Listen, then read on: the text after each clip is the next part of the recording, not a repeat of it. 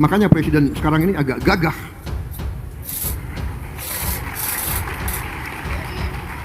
Boleh tanya menteri-menteri dan anak buah saya, kadang-kadang mereka minta, kami punya anggaran ini Pak, berapa kau butuh? Saya butuh 5T, saya kasih 10. Bayangkan kapan ada presiden kayak begitu itu. Aduh, gimana presiden kita ini minta 5 triliun dikasih 10 triliun. Kelihatannya gagah, kelihatannya baik hati. Bukan uang bapak, ini uang rakyat. Harus dipergunakan sesuai dengan peruntukannya. Kalau 5T ya dikasih 5T. Lalu kalau dikasih 10T, sisanya untuk apa? Disuruh korupsi. Ingat Bapak, biar nampak gagah itu bukan dengan cara hambur-hamburkan uang, tapi itu coba dolar dimusim. Bagaimana rupiah itu menguat lagi dengan dolar? Tuh buktikan seperti B.J. Habibie, bagaimana dari 17.000 menjadi ke 6.500. Buktikan itu. Lalu buktikan juga janji-janji untuk lapangan kerja, harga murah, dan lain sebagainya untuk rakyat. Bukan dengan membuang-buang anggaran. Katanya irit. Bapak ini ngaku-ngaku kalau dia itu presiden paling gagah. Alasannya karena anak buahnya minta anggaran 5 triliun tapi dia kasih 10 triliun. Bayangin logikanya. Menurut gua itu adalah logika sesat. Yang ada presiden paling gagal, bukan gagah yang ada. Ntar ujung-ujungnya kalau dikorupsi gimana? Siapa tanggung jawab? Siapa lagi yang ditumbalin? Siapa lagi yang disalahkan? Aduh, tolonglah. Kurang-kurang yang pidato itu. Sumpah, muak banget, sumpah. Harga dolar aja udah 18.000 loh. Rupiah kau hancur.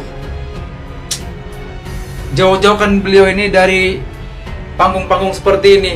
Pusing. Presiden sekarang gagah, kata Presiden Prabowo.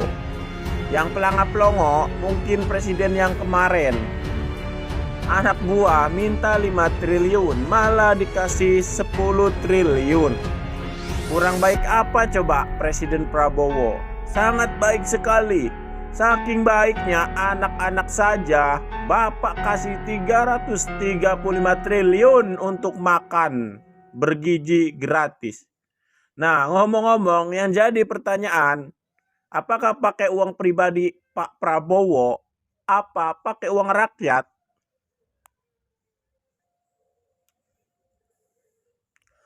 Prabowo ini benar-benar sedang menikmati kuasanya, kekuasaannya untuk bisa berbuat semaunya. Gimana bisa kementerian minta anggaran cuma 5 triliun, malah dia kasih 10 triliun. Pertanggungjawaban yang sisanya 5 triliunnya bagaimana? Nah, sementara rakyat terus diperas habis-habisan dengan pajak. Dia malah menghambur-hamburkan sesuka hatinya biar dibilang gagah. Diberitakan sebelumnya bahwa Presiden Prabowo tak ragu memberikan anggaran lebih untuk program prioritas kementerian. Bahkan kadang-kadang ia memberikan anggaran lebih besar dari permintaan menteri tersebut. Boleh tanya menteri-menteri dan anak buah saya. Kadang-kadang mereka minta, kami perlu anggaran ini Pak. Berapa kamu butuh? Saya butuh 5 triliun. Saya kasih 10 triliun, ungkap Prabowo dalam pidatonya di acara wisuda sidang senat terbuka Universitas Kebangsaan RI pada tanggal Sabtu 18 Oktober 2025.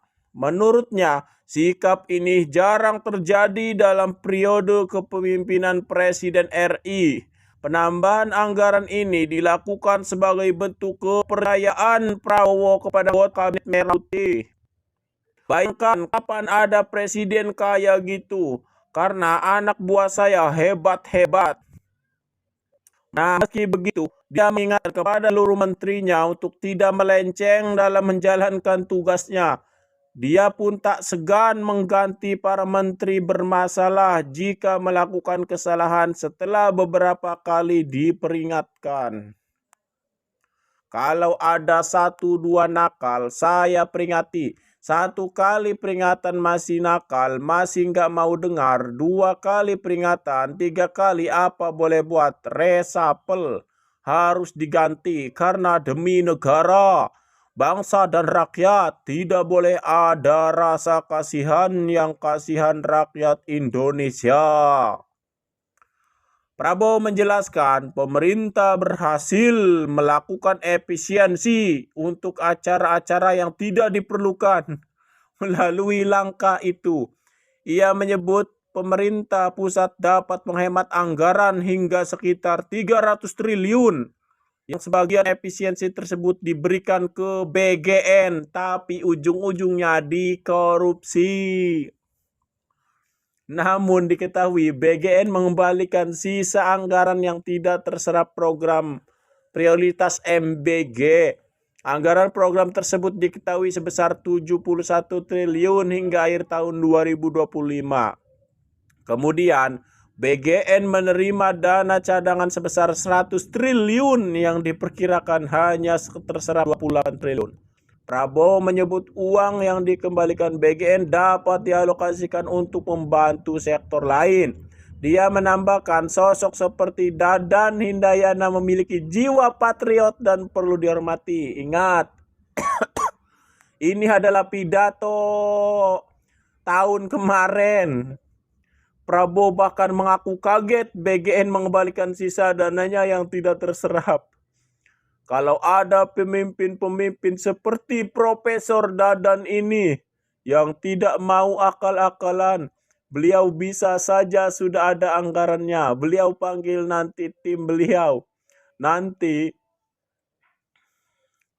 panggil anak buahnya, ayo bikin proyek, bikin proyek, bikin proyek. Tidak, beliau punya tanggung jawab kepada bangsa, negara, dan rakyat Indonesia. Kembalikan. Saya terima kasih. Kaget saya. Makanya presiden sekarang ini agak gagah, kata Prabowo.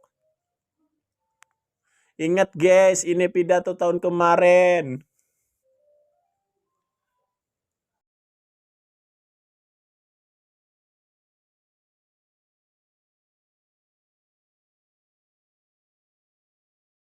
Kalau menterinya minta 5 triliun, Prabowo memberinya 10.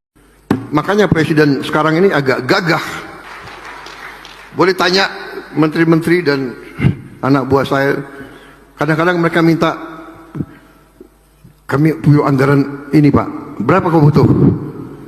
Saya butuh 5T, saya kasih 10. Bayangkan kapan ada presiden kayak begitu itu. Prabowo mau bilang bahwa dia adalah pemimpin yang berani, percaya diri, dan tidak ragu menggelontorkan uang negara demi menjalankan program-programnya. Tapi, sampai kapan kegagahan itu bisa dipertahankan ketika data ekonomi menunjukkan arah yang berbeda? Hari ini, rupiah sedang berada dalam tekanan yang belum pernah terjadi sebelumnya, ada di 18.165 per dolar. Bank Indonesia bahkan harus menguras cadangan devisa hingga puluhan miliar dolar untuk menahan pelemahan yang terus berlanjut. Pada saat yang sama, suku bunga dinaikkan dan berbagai intervensi dilakukan demi menjaga stabilitas pasar. Jika fundamental ekonomi memang sekuat yang diklaim pemerintah, mengapa upaya darurat semacam ini diperlukan? Di sektor ketenagakerjaan, situasinya juga tidak menggembirakan. Data menunjukkan PHK terus terjadi. Pemerintah masih membanggakan pertumbuhan ekonomi di atas 5%. Tapi di balik angka pertumbuhan dan proyek-proyek besar pemerintah, ada puluhan ribu keluarga yang kehilangan sumber penghasilan. Pasar keuangan memberikan sinyal yang bahkan lebih keras. Investor asing menarik miliaran dolar dari pasar saham Indonesia. Kepemilikan asing atas obligasi pemerintah turun ke level terendah dalam hampir 2 dekade. Bursa saham Indonesia anjlok lebih dari 40% dari puncaknya dan disebut sebagai salah satu yang berkinerja paling buruk di dunia. Lembaga pemeringkat internasional juga mulai menurunkan prospek Indonesia karena meningkatnya kekhawatiran terhadap arah kebijakan ekonomi pemerintah. Salah satu yang paling disorot adalah MBG dan Kopdes Merah Putih. Masalahnya bukan sekedar rupiah yang melemah atau investor yang pergi. Masalah yang lebih mendasar adalah jurang antara narasi dan kenyataan. Pemerintah terus berbicara tentang negara kuat, fundamental ekonomi kuat, tetapi pasar melihat risiko fiskal, ketidakpastian kebijakan.